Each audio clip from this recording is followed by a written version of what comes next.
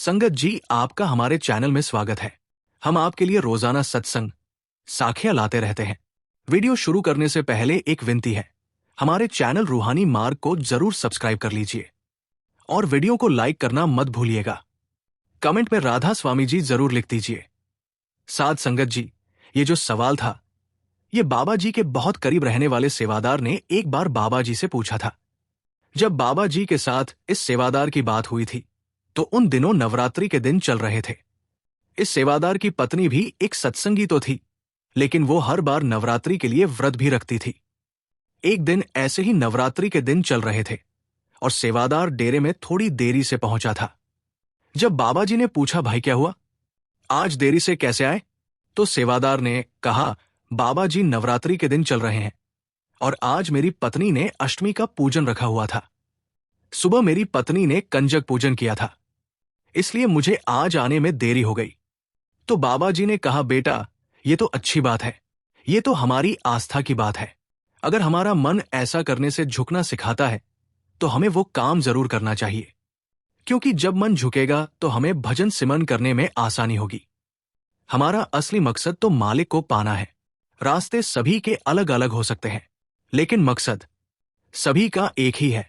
आगे बाबा जी ने कहा, किसी को व्रत रखने से सुकून मिलता है और किसी को किसी खास दिन पर बच्चों को भोजन करवाकर।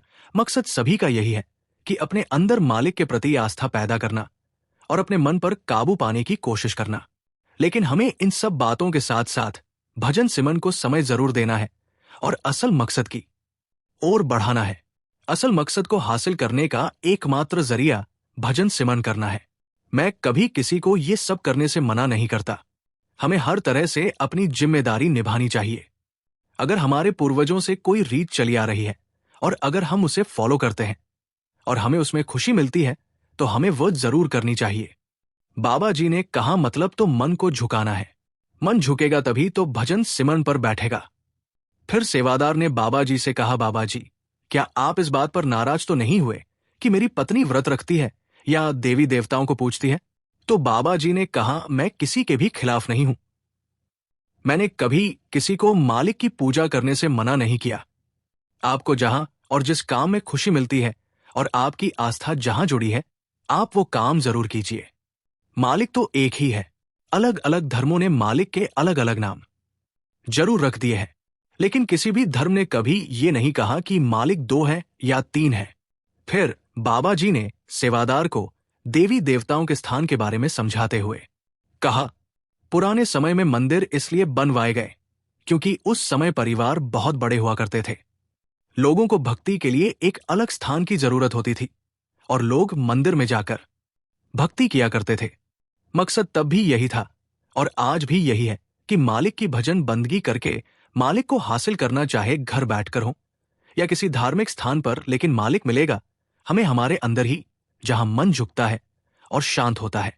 उस जगह पर जाकर हमें भजन बंदगी करनी चाहिए, जिससे हमारी सूरत जल्दी ऊपर चढ़ेगी और हमें मनुष्य जन्म का असली मकसद समझ आएगा। साध संगत जी, कृपया इस वीडियो में हमारे साथ अंत तक जुड़े रहिए। अब हम आपको एक ऐसी सच्ची घटना सुनाने जा रहे हैं जिसे सुनकर आप अपने जीवन में आने वाले दुखों को खुशी खुशी सहना सीख जाएंगे। हो सकता है कि आपको ये सुनकर अजीब लगे कि कोई अपने दुखों को कैसे खुशी के साथ झेल सकता है, लेकिन साध संगत जी, जिस घटना का जिक्र हम करने जा रहे हैं वो सच्ची घटना ही कुछ ऐसी है कि हमारी सोच बदल जाएगी। इसलिए इस सच्ची घटना को पूरा जरूर सुनना। ये घटना उस समय की है जब हुजूर महाराज सावन सिंह जी गद्दी पर थे। एक सत्संगी बहन जो उस समय लगभग 30 साल की थी, अपने जीवन की परेशानियों से तंग आकर डेरे पहुंची। वो अपने पति और ससुराल वालों के अत्याचारों से बहुत दुखी थी। उसकी सास और उसका पति उसे शारीरिक और मानसिक रूप से प्रताड़ित करते थे। पति अक्सर शराब पीकर उसे मारता था और सास बीच बचाव करने की बजाय अपने बेटे यानी बीवी के पति का ही साथ देती थी। एक दिन रोते रोते वो बहन डेरे गई और हुजूर महाराज जी के सामने अपना दुखड़ा सुनाने लगी। उसने पूरी आपबीती बताई कि किस तरह उसका पति उसे मारता है और सास उस पर जुल्म करती है। उसने कहा, हुजूर मेरी जिंदगी तो बर्बाद हो गई है, आप मुझे इस नर्क से निकाल लो। हुजूर ने उसकी सारी बात बड़े ध्यान से सुनी। फिर हुजूर ने पूछा, वो तुझे मारते तो हैं, लेकिन क्या वो तुझे रोटी देते हैं? ये सुनकर बहन ने कहा, हाँ महाराज जी, रोटी तो दे देते हैं। इतना सुनते ही हुजूर ने कहा, तो तुझे मालिक का शुक्र करना चाहिए, वो तुझे कम से कम रोटी तो दे रहे हैं। इस बात पर बहन बहुत हैरान हो गई और पूछने लगी, रोटी के लिए अपने पति की मार खाना सही बात है हुजूर? महाराज जी ने उत्तर दिया, मालिक का शुक्र कर कि तेरे कर्मों का निपटारा आसानी से हो रहा है। पिछले जन्मों में जब तूने मारती थी तो तू तो उन्हें रोटी भी नहीं देती थी, लेकिन इस जन्म में मालिक की कृपा से तेरा हिसाब थोड़े में ही पूरा हो रहा है। तू तो शुक्र कर कि तुझे थोड़ा झेल कर अपने कर्मों का निपटारा करने का मौका मिल रहा है। ये तेरा सौभाग्य है। हुजूर की बात सुनकर बहन हैरान रह गई, लेकिन उसे ये समझ आ गया कि अगर मालिक की बख्शिश ना हुई होती तो उसे अपने पुराने कर्मों का फल सूद समेत भोगना पड़ता। अब मालिक ने बहुत थोड़े में ही उसके कर्म कटवा दिए। साध संगत जी महाराज जी ने इस बीवी को कुछ इस तरीके से समझाया कि जब उसने ये बात घर जाकर अपने पति को बताई और उससे माफी मांगी तो उसका पति भी चौंक गया। उसका पति सत्संगी नहीं था, लेकिन इस घटना के बाद उसके मन में हुजूर के प्रति आस्था जाग गई। धीरे धीरे उसने शराब पीना छोड़ दिया और सत्संग में जाने लगा। कुछ समय बाद उसने नाम दान भी ले लिया। साध संगत जी, इस सच्ची घटना से हमें यह समझने को मिलता है कि हमारे ऊपर आने वाले दुख हमारे ही पुराने कर्मों का हिसाब है। जब हम मालिक के वाने में रहते हैं और भजन सिमरन करते हैं तो मालिक हमारे भारी कर्मों को हल्का कर देता है, लेकिन हिसाब किताब तो हमें ही करना होगा। कई बार हम देखते हैं कि जो बहुत भजन सिमरन करते हैं उनके जीवन के आखिरी समय में उन्हें कष्ट सहने पड़ते हैं। ऐसा इसलिए होता है क्योंकि मालिक उनके बाकी बचे हुए कर्मों का निपटारा कर रहा होता है ताकि उन्हें दोबारा इस संसार में ना आना पड़े। साध संगत जी, एक बार किसी लड़के ने बाबा जी से प्रश्न किया, बाबा जी, आपको दुनिया में सबसे अच्छा जीव कौन सा लगता है? बाबा जी ने मुस्कुराते हुए कहा, बेटा, मुझे तो मेरी पूरी संगत बहुत अच्छी लगती है। फिर लड़के ने दोबारा पूछा, फिर भी बाबा जी, आपको सबसे प्यारा कौन लगता है? इस पर बाबा जी ने बड़े प्यार से कहा, जो जीव लगातार 2.5 घंटे भजन सिमरन करता है वो मुझे बहुत पसंद है। इसके बाद लड़के ने फिर से प्रश्न किया, बाबा जी, आपको इससे भी ज्यादा कौन सा जीव पसंद है? तब बाबा जी ने हंसते हुए कहा, जिस जीव की जिंदगी में दुख और मुसीबतें हो पर फिर भी वो जीव 2.5 घंटे लगातार भजन सिमरन करता है, वो मुझे सबसे ज्यादा पसंद है। फिर बाबा जी ने उस लड़के से पूछा, बेटा, तुमने नाम दान ले लिया? तो वो लड़का बोला, हाँ जी बाबा, ले लिया। बाबा जी ने फिर पूछा, तो तुम कितनी देर भजन सिमरन करते हो? वो लड़का शर्माते हुए बोला, बाबा जी, 1 घंटा। इस पर बाबा जी बोले, बेटा, बस रोज 10 मिनट बढ़ाते जाओ। एक दिन ऐसा आएगा जब तुम्हारा समय पूरा 2.5 घंटे हो जाएगा। बाबा जी ने कहा, हमें सबसे पहले अपने सारे काम छोड़कर अपने सद्गुरु द्वारा दिए गए नाम का सिमरन करना चाहिए। हम ऐसा करते हैं कि पहले सारे काम निपटा लेते हैं पर भजन सिमरन करना भूल ही जाते हैं। साध संगत जी, बाबा जी ने हमें समझाया है कि सिमरन के लिए 2.5 घंटे का पूरा समय जरूर दे, चाहे मन लगे या ना लगे, लेकिन इसे अपना फर्ज और ड्यूटी समझकर बैठना जरूरी है, चाहे कैसी भी स्थिति हो। एक बार किसी लड़के ने बाबा जी से प्रश्न किया, बाबा जी, गुरु गद्दी संभालने से पहले आप सत्संग घर में कौन सी सेवा किया करते थे? बाबा जी हल्के से मुस्कुराए और बड़े प्यार से बोले, बेटा, एक बार मैं स्पेन से व्यास आया था। मेरे साथ मेरी पत्नी शबन कौर भी थी। मेरी नौकरी स्पेन में थी। एक दिन बड़े महाराज जी ने मुझे अपने ऑफिस में बुलाया। थोड़ी देर इधर उधर की बातें की, हालचाल पूछा और फिर उसके बाद उन्होंने बोला, बेटा गुरविंदर सिंह, तुम केवल सत्संग सुनते हो या डेरे में कोई सेवा भी करते हो? बाबा जी ने आगे कहा, मैंने महाराज जी से कहा, महाराज जी, मैं तो सिर्फ सत्संग सुनता हूं, कोई सेवा नहीं करता। बड़े महाराज जी ने फिर मेरी पत्नी शबन कौर जी के बारे में भी पूछा, क्या वो भी सिर्फ सत्संग सुनती है? तब मैंने हाँ में सिर हिला दिया। आगे बड़े महाराज जी ने कहा, बेटा, थोड़ा बहुत सेवा करने की कोशिश किया करो। बाबा जी ने बड़े महाराज जी से कहा, ठीक है, सद्गुरु जैसा आप कहें। इसके बाद बाबा जी कुछ दिन बाद स्पेन वापस चले गए। स्पेन के सत्संग में जाकर बाबा जी ने सेक्रेटरी साहब से कहा, सेक्रेटरी साहब साहब मुझे भी कोई सेवा दे दीजिए। सेक्रेटरी साहब ने मुस्कुराते हुए कहा, पूरा सत्संग घर ही आपके मामा जी का है, जहां भी आपका मन चाहे आप सेवा कर सकते हैं।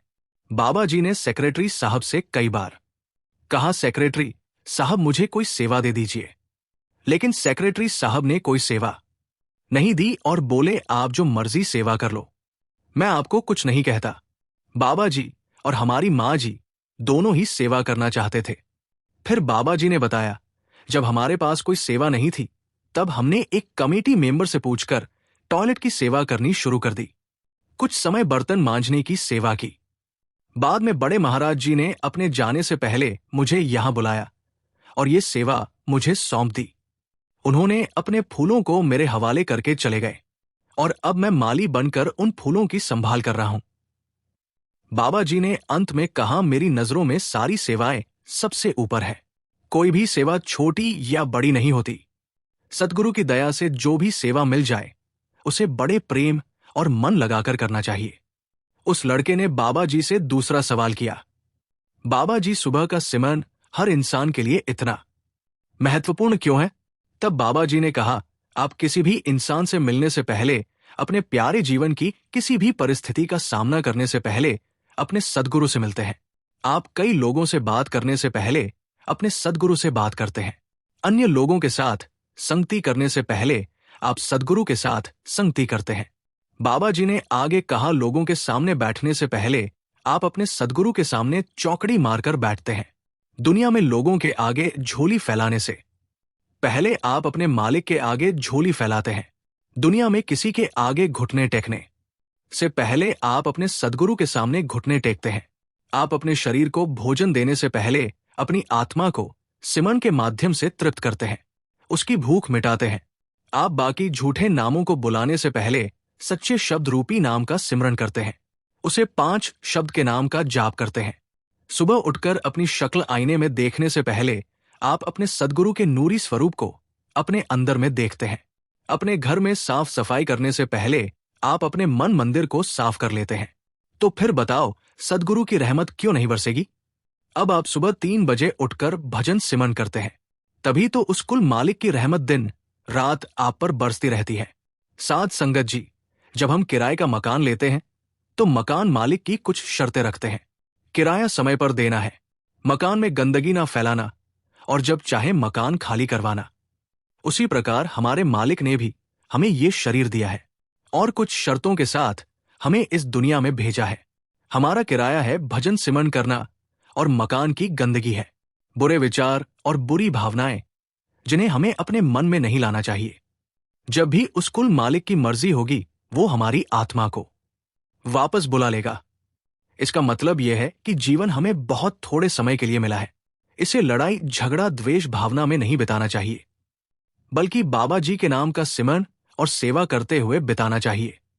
हे मालिक, आप इतनी कृपा करना कि हम सभी आपकी आज्ञा में रहें, भजन सिमरन को पूरा समय दें और सेवा भी करते रहें। साध संगत जी, आगे हम आपको एक साखी सुनाने वाले हैं। कृपया इसे अंत तक सुने, क्योंकि इससे आपको बहुत कुछ सीखने को मिलेगा। प्यारी साध संगत जी, जब परमात्मा किसी को अपने साथ मिलाना चाहता है या उसे अपने घर बुलाना चाहता है तो वो उसके गुण अवगुण नहीं देखता। मालिक जब किसी को अपने साथ जोड़ने का निर्णय लेता है तो वो उसके लिए कोई ना कोई रास्ता जरूर बनाता है। आज की साखी भी एक ऐसी ही घटना पर आधारित है। साध संगत जी, ये साखी भाई सादी से जुड़ी हुई है, तो आइए प्रेम और श्रद्धा के साथ इस साखी को सुनते हैं। भाई सादी का जन्म ढालीवाल गांव के एक मुस्लिम परिवार में हुआ था। बचपन से ही उन्हें कुश्ती और व्यायाम का शौक था। भाई सादी को कुश्ती सिखाने वाले पहलवान ने इस शर्त पर अपना शिष्य बनाया कि उन्हें गांव से बाहर सोना होगा और औरतों से दूर रहना होगा। भाई सादी ने आजीवन विवाह नहीं किया। 20 साल की उम्र से उन्होंने ज्यादातर समय अपने गांव में बिताना शुरू कर दिया। गांव और आसपास के इलाकों में वे लोगों की चीजें और पैसे छीनते, धौंस जमाते और मारपीट करते थे। वे शारीरिक रूप से मजबूत और स्वभाव से निडर थे, जिससे लोग उनसे डरते थे। यही उद्दंडता उन्हें सद्गुरु की शरण में ले आई। एक बार वे ब्यास जाने वाले राहगीरों को भी परेशान करते थे और उनका सामान छीन लेते थे। एक दिन भाई मेलाराम नामक एक सत्संगी ने हुजूर महाराज जी से शिकायत की कि ढालीवाल गांव की ओर से आने वाली संगत को एक शैतान नौजवान बहुत परेशान कर रहा है। इस पर महाराज जी ने कहा, अगर वो इस बार शरारत करे तो उसे डेरे आने के लिए कहना। कुछ दिन बाद जब मेलाराम डेरे आ रहा था, रास्ते में भाई सादी से उसकी मुलाकात हो गई। भाई सादी ने मेलाराम को रोककर उसका सामान लूटने और मारपीट करने की कोशिश की। मेलाराम ने कहा, भाई मैं तो कमजोर इंसान हूं, तुझसे मुकाबला नहीं कर सकता। अगर मुकाबला करना है तो मेरे गुरु के पास डेरे में जाओ, वो बहुत ताकतवर है। भाई सादी ने इस चुनौती को तुरंत स्वीकार कर लिया और डेरे जाने का निश्चय कर लिया। कुछ समय बाद एक दिन भाई सादी गांव से कुश्ती देखकर वापस लौट रहे थे। जब वे डेरे के पास से गुजरे तो उन्हें भाई मेलाराम की चुनौती याद आ गई। वे अपने साथियों के साथ डेरे में पहुंचे। उस समय लाइब्रेरी के पास के छोटे से मैदान में सत्संग हो रहा था। वे भी अपने साथियों सहित बैठकर सत्संग सुनने लगे। जब सत्संग समाप्त हुआ तो सूर्यास्त होने वाला था। ढालीवाल गांव डेरे से 5 मील दूर था, इसीलिए शादी के साथ ही वापस चलने की तैयारी करने लगे। लेकिन महाराज जी के दर्शन करके भाई सादी की हालत कुछ बदल गई थी। उनके दिल में महाराज जी से मिलने की इच्छा जाग उठी। उन्होंने अपने साथियों से कहा, अब मैं उनसे मिले बिना जाना मुनासिब नहीं है। यह सुनकर सादी के उस्ताद नाराज हो गए और जल्दी चलने के लिए कहा। भाई सादी ना तो जाना चाहते थे और ना ही अपने उस्ताद को नाराज करना चाहते थे। वे कुछ देर इसी दुविधा में खड़े रहे, परंतु जब साथियों ने जोर दिया और उस्ताद ने क्रोधित होकर चलने का हुक्म दिया तो वे उदास मन से चल पड़े। लेकिन सद्गुरु तो सब कुछ जानते हैं। उनका हाथ इतना लंबा है कि 8 दीप, 9 खंड और 14 लोक उनकी पहुंच में है। वे अखंड ब्रह्मांड पर अपनी नजर रखते हैं और घट घट के जानने वाले हैं। चींटी की पकी आहट भी साहब सुनते हैं। जब वे किसी जीव को अपनी ओर खींचना चाहते हैं तो उनकी रहमत को कोई रोक नहीं सकता। अब ये लोग कुछ कदम चले ही थे कि सामने से सद्गुरु महाराज जी आते हुए मिले। हुजूर दीनदयाल ने उस पर मेहर बरसाई, जिसके बारे में कबीर साहिब ने कहा है, मेरा मारा फिर दिए तो हाथ ना कहूं। कमाल हुजूर ने सादी के उस्ताद से कुछ बात की और कहा, इस वक्त अंधेरे में कहां जाओगे, कल चले जाना। लेकिन उस्ताद ने जवाब दिया कि उनका गांव पास ही है और वे कुछ ही देर में वहां पहुंच जाएंगे। सादी ने महाराज जी से कोई बात नहीं की, लेकिन सद्गुरु का आकर्षक स्वरूप उनके मन में समा गया।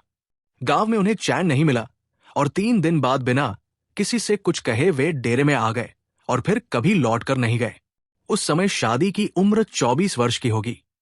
शाम को सत्संग में हुजूर ने फरमाया, जो लोग पराया धन लूटते हैं उन्हें सजा भुगतनी पड़ती है और अपने किए का पूरा बदला चुकाना पड़ता है।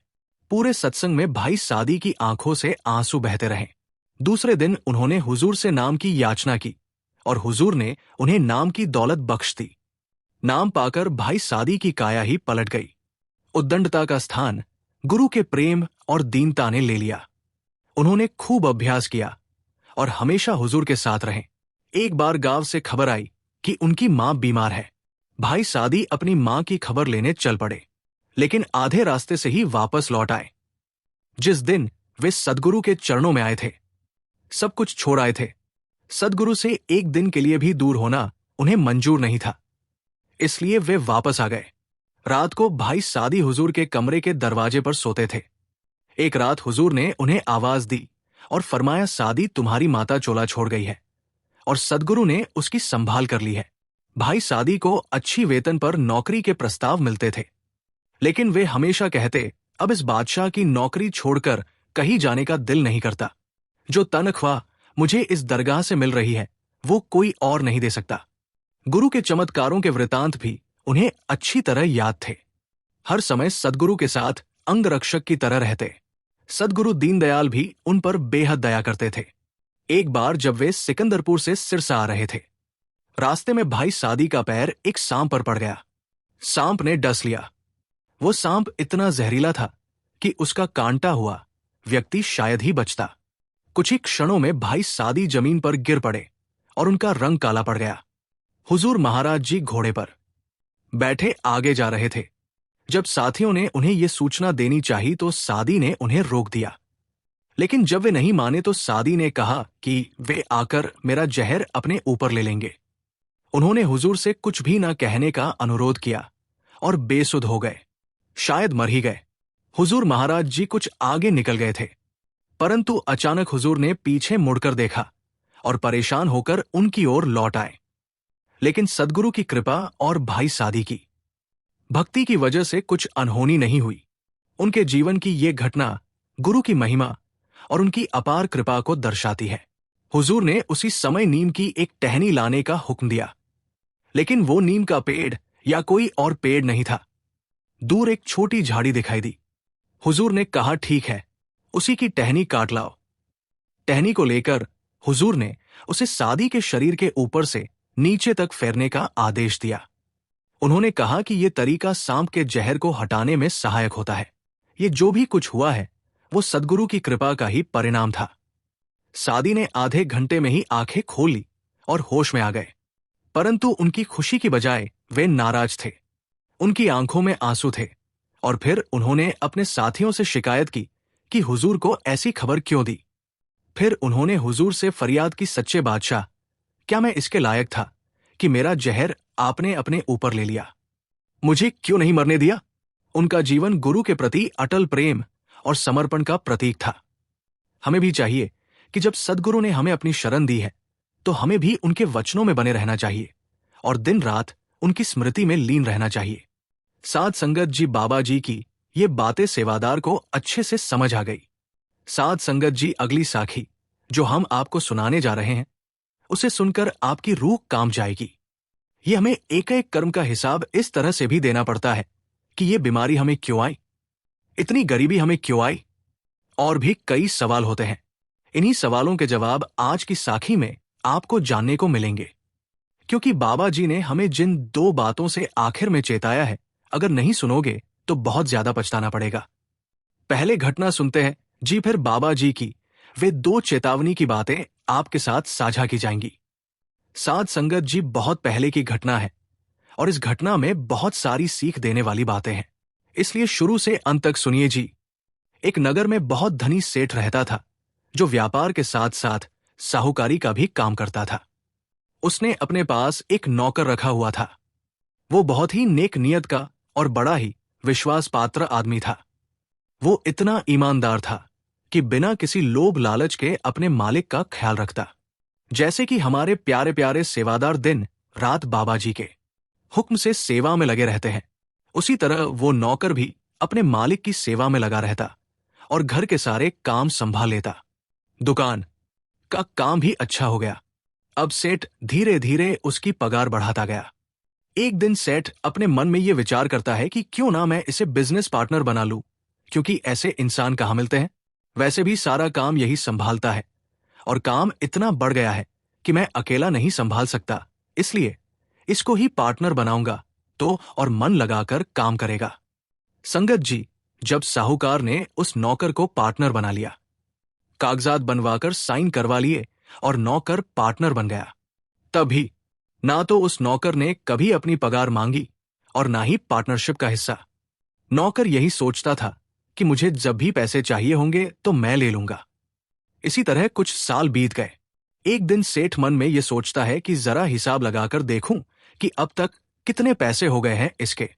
लेकिन जब सेठ हिसाब लगाने बैठा तो उसके होश उड़ गए और सर पर हाथ रखकर कहता है, हाय हाय, इतने पैसे हो गए हैं इसके, जबकि उसकी पगार भी थोड़ी थी और पार्टनरशिप के हिस्से की परसेंटेज भी थोड़ी सी थी, फिर भी इतने ज्यादा पैसे हो गए। साध संगत जी, अब ये सब बातें सोचकर सेठ हैरान होता जा रहा था और कहता था कि इसने इतने सालों से पैसे मांगे नहीं, लेकिन अब हिसाब लगाया और सोचा कि अब तो पैसे देने करने पड़ेंगे। अब तो सेठ घबरा गया और पैसों की वजह से लालच भी आ गया और परेशान भी हो गया कि इतना पैसा कैसे दे दूं। सेठ ने सोचा कि इसका तो कुछ करना ही पड़ेगा। अगर थोड़ा बहुत पैसा होता तो पता नहीं चलता, पर इतनी बड़ी रकम हैरान कर देने वाली है, ऐसे कैसे दे दूं? सेठ सोच में पड़ा हुआ था कि अचानक उस नौकर की तबीयत खराब हो जाती है। अब सेठ जी ने डॉक्टर को बुलवाया और उस डॉक्टर को 200 रुपए की रिश्वत दे दी। साध संगत जी, उस समय 200 रुपए की वैल्यू बहुत ज्यादा होती थी। सेठ ने 200 रुपए रिश्वत देकर डॉक्टर से कहा, इस नौकर को जहर का इंजेक्शन देकर मार दो, जिससे कि नौकर को पैसा नहीं देना पड़ेगा और पैसा भी बच जाएगा। संगत जी, अब क्या हुआ? नौकर तो मर गया, लेकिन कुछ समय बाद इस सेठ की पत्नी ने एक बच्चे को जन्म दिया, जो कि लड़का था। अब सेठ सोचता है, सुना है बुरे कर्म करने वालों का बुरा होता है, पर मैंने अपने नौकर को जान से मार दिया और फिर भी परमात्मा ने मुझे बेटा दे दिया, जबकि कई सालों से मेरे घर बच्चा पैदा हो ही नहीं रहा था। अब सेठ अपनी गलती पर बहुत खुश था। साध संगत जी, बड़े ध्यान से सुनो कि आगे क्या होने वाला है। अब इस साहूकार का बेटा 23 साल का हुआ तो बेटे की शादी करवाई। पूरा परिवार बहुत खुश था। जैसे ही शादी करके बेटा बहू को घर ले आया तो बेटे के सिर में बहुत तेज दर्द हुआ। वो बस वही लेट गया और बहुत चिल्लाया। वैद्य बुलाए गए, बड़े बड़े डॉक्टरों को दिखाया, लेकिन कई घंटे बीत गए और दर्द ठीक होने का नाम ही नहीं ले रहा था। दिन बीत गए, महीने बीत गए, बहुत महंगे से महंगे डॉक्टरों को दिखाया, बड़े बड़े वैद्यों को बुलवाया, पर कुछ नहीं हुआ। इतना इलाज करवाया कि इलाज में सेठ का सारा पैसा ही खत्म हो गया और डॉक्टर ने भी ना बोल दिया। अब तो सेठ उदास होकर बेटे के पास बैठ गया कि अब ये नहीं बचेगा और रोने लगा। तभी अचानक सेठ के कानों में आवाज आई, मालिक पहचाना, मालिक पहचाना। अब सेठ हैरान होकर देखता है कि ये तो मेरे उस नौकर की आवाज है, पर वो आवाज उसके बेटे के अंदर से आ रही थी। सेठ बोला, बेटा तुम? तो वो लड़का बोला, मैं तुम्हारा बेटा नहीं, मैं तो वही नौकर हूं। मैं तो अपना हिसाब पूरा करने आया था। मैंने तुम्हारे पास जितने पैसे थे सब खर्च करवा दिए और अब मैं जा रहा हूं। साध संगत जी, फिर वो नौकर एक एक बात खोलकर बताता है। संगत जी, सेठ ने और डॉक्टर ने तो ये बुरे कर्म किए ही थे, पर नौकर ने भी बहुत बड़ी गलती की थी, जिसे सुनकर आप भी हैरान रह जाओगे। घटना के अनुसार सबका चिट्ठा खोलना शुरू हुआ तो नौकर बोला, मालिक, आपने डॉक्टर को 200 रुपए देकर जहर वाला इंजेक्शन लगवाकर मुझे मरवा दिया। मैं उसी का हिसाब पूरा करने आया हूं। ये सुनते ही सेठ जोर जोर से रो पड़ा। उसे समझ में आ गया था कि ये सब मेरी करने का ही हिसाब है, जिसे मैं जीवन के आखिरी पड़ाव में दे रहा हूं। फिर वो लड़का बोला, ये तो कुछ भी नहीं, अभी तो उसका ब्याज भी देना पड़ेगा। सेठ बोला, वो कैसे? वो लड़का बोला, ये जो सारी जिंदगी तड़प तड़प कर अपने बेटे की याद में सारा जीवन गुजारोगे और तुम अब निर्धन भी हो चुके हो, तो अब दूसरों पर मोहताज रहोगे। सेठ चुपचाप नौकर की बातें सुनता रहा। तभी सेठ ने नौकर से पूछा, चलो मैंने तो बुरे कर्म किए थे, पर तेरी पत्नी का क्या कसूर है जो इसको ऐसे विधवा करके जा रहा है? तभी नौकर कहता है, सेठ जी, कर्मों से कोई नहीं छूट सकता, जो जैसा करता है वैसा ही फल भोगना पड़ता है। इसलिए कहते हैं कि कभी कोई कर्म करते वक्त बहुत सोच विचार कर करना चाहिए। सेठ जी, आप पूछते है कि इस लड़की का क्या दोष? तो जरा ध्यान से सुनो। नौकर थोड़ा सा मुस्कुराता है और कहता है, ये वही डॉक्टर है जिसने 200 रुपए में मुझे जहर का इंजेक्शन लगाया था। साध संगत जी, जब बाबा जी इस पूरी घटना को सुना रहे थे तो बाबा जी ने संगत से सवाल किया। उस सेठ को अपने पापों की सजा मिली और उस डॉक्टर को भी सजा मिली। सब एक ही परिवार में कर्म भोगने भी आ गए, पर उस नौकर का क्या कसूर था? उसको सजा क्यों मिली? साध संगत जी, थोड़ा विचार करके देखो। बेचारा नौकर जो इतना ईमानदार, नेक और कभी किसी का बुरा नहीं करता था, तो भी उसके साथ बुरा क्यों हुआ? अगर हम सोचने बैठेंगे तो उम्र बीत जाएगी, पर सोच नहीं पाएंगे। पर बाबा जी ने इस सवाल का क्या जवाब दिया? जरा ध्यान से सुनो, क्योंकि ऐसे सवालों का जवाब सिर्फ पूर्ण संत सद्गुरु के पास ही होता है, और बाबा जी तो परमात्मा का ही रूप है। तो बाबा जी ने संगत से ये सवाल करके जो जवाब दिया, उसे सुनकर हैरान रह जाओगे। बाबा जी ने कहा, ना साहूकार की गलती है, ना डॉक्टर की इतनी बड़ी गलती, जितनी बड़ी गलती नौकर की थी। और वो गलती थी कि उसने बड़े मन से सेवा एक इंसान की, जबकि सच्चे मन से सेवा की जाती है मालिक की। सद्गुरु को छोड़कर आप किसी की सेवा करके देख लो, दर्द ना मिले तो कहना, और ऐसा दर्द मिलेगा कि झेल नहीं पाओगे, क्योंकि कुछ समय बाद उस इंसान की निंदा नहीं की तो कहना निंदा करने पर मजबूर हो जाओगे। क्योंकि जितने भी इस दुनिया के रिश्ते नाते हैं, आखिर में साथ छोड़ देते हैं। कोई साथ नहीं देता और फिर एक आवाज रोते हुए अपने सतगुरु को देना। अगर वो ना आए तो कहना, क्योंकि अगर हम 100 गलतियां भी कर देते हैं और उस मालिक के आगे घुटने टेक कर माफी मांगते हैं, तो वो हमारी गलतियों को नजरअंदाज करके हमें माफ कर देता है। साथ संगत जी सबको आजमा कर देख लो।